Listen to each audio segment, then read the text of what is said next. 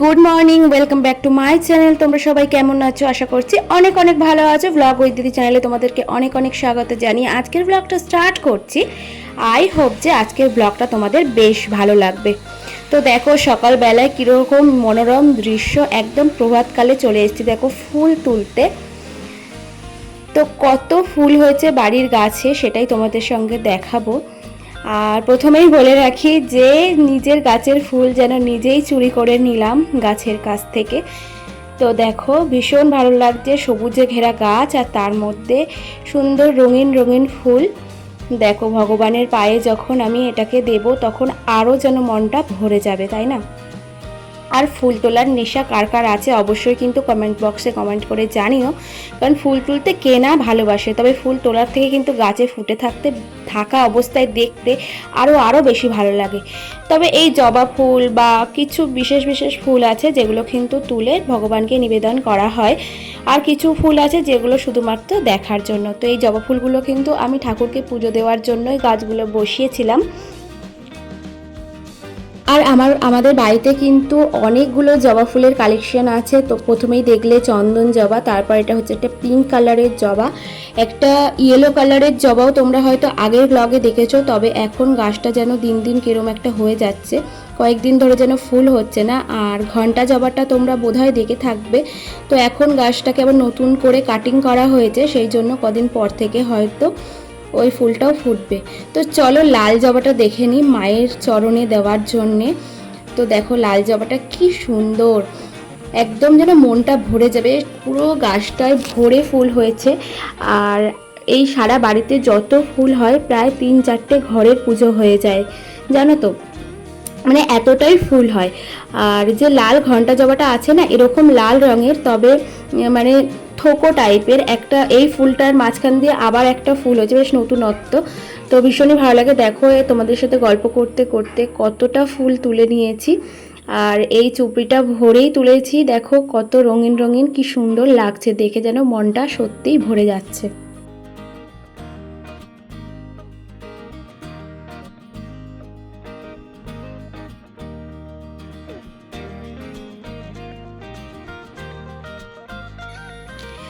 আর এখানে দেখতেই পাচ্ছ টগর ফুল গাছ, এটা কিন্তু একদম ছোট্ট টগর ফুল গাছ, টবের মধ্যে হয়েছে। তবে ফুল কিন্তু সারা বছর হতে থাকে এই গাছটাতে, আর প্রত্যেক দিন কিন্তু ফুল ফোটে, বেশ আমার পুজো দিতে সুবিধাই হয়। তো দেখো আমার আগের ওই বাড়িতে কিন্তু অনেক বড় টগর ফুল গাছ ছিল। আর একটা আমার বাড়ির সামনে একটা বাড়ি ছিল, সেখানে আরও বড় একটা টগর ফুল গাছ ছিল। ছোটোবেলায় জানো তো গাছে উঠে ফুল পাড়তে যেতাম। এমনিতে আমি গাছে উঠতে পারি না, কিন্তু টগর ফুল গাছের যেহেতু অনেক ডালপালা থাকে, তো সেই জন্যই আর কি গাছের ডালে উঠে ফুল চুরি করতাম রীতিমতন। তো সেই সমস্ত কথাগুলো মনে পড়লে কিন্তু ভীষণই ভালো লাগে।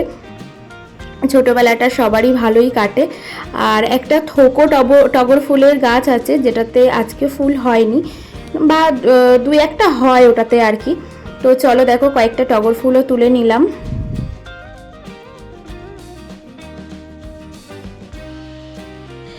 তো এরপর দেখো তুলসী পাতা তুলে নিলাম আমার গোপুর জন্য, কারণ আমার তো প্রায় প্রত্যেক দিন অনেক অনেক তুলসী পাতা লাগে গোপুকে ভোগ নিবেদন করার জন্য। তো তুলসী পাতাগুলো তুলে কিন্তু বেশ ভালো করে ধুয়ে নেব। আর যেহেতু বৃষ্টি বৃষ্টি ওয়েদার, তো গাছগুলো কিন্তু সমস্তটাই পরিষ্কার পরিচ্ছন্ন এখন জলে ধুয়ে। আর দেখো এত সুন্দর সবুজ, মানে মনে হয় যেন প্রকৃতির সাথেই সময় কাটাই সব সময়। তো দেখো বেশ কয়েকটা তুলসী পাতাও তুলে নিয়েছি, আর নিয়ে পর এবার এগুলোকে কিন্তু একটু ভালো করে ধুয়ে নেব।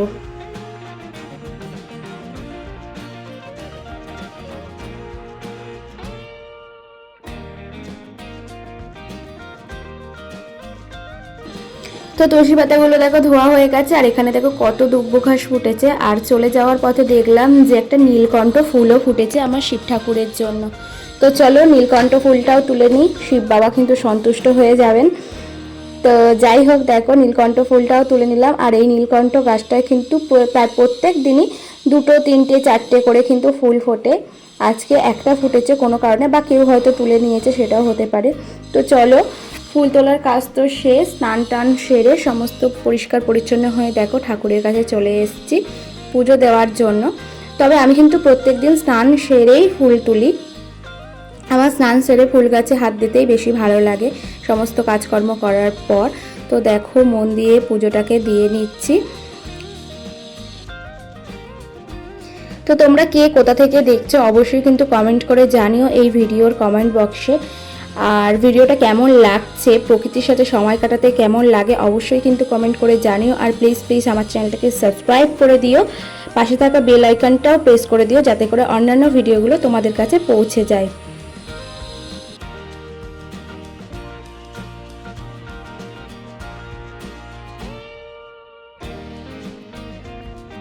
সকাল সকাল পুজো পার্বণ তো শেষ, দেখো খুব জোর খিদে পেয়ে গেছে এবার। তো আজকে সকালে ব্রেকফাস্টে তেমন কিছু নেই, রয়েছে চিড়ে। তো আজকে চিড়ে খাওয়া হবে, কিন্তু দুপুরবেলা কিন্তু ভালো কিছু রয়েছে যেহেতু ব্রেকফাস্টটা আজকে এরকম ছিল। আর দেখো আমার ডিঙ্কা একটু দেরি করেই আজকে ঘুম থেকে উঠে কি যেন ভাবছে, তো তোমাদেরকে একটু হাই করে দিল দেখো। আর আমার মাম্মাম কিন্তু অনেকটা সকাল সকালই ঘুম থেকে উঠে পড়েছে আর ও নিজে নিজে সাজুগুজুও করে নিয়েছে। তো চলো তাহলে আমরা তিনজন মিলে একটু ব্রেকফাস্ট করে নিই। আর ওদের পাপাই গেছে হচ্ছে আমার দেশের বাড়িতে, তো তিনজন মিলে কি করব এইভাবেই সময় কাটাচ্ছি আর কি। তো চলো চটপট করে তাহলে খাওয়া যাক।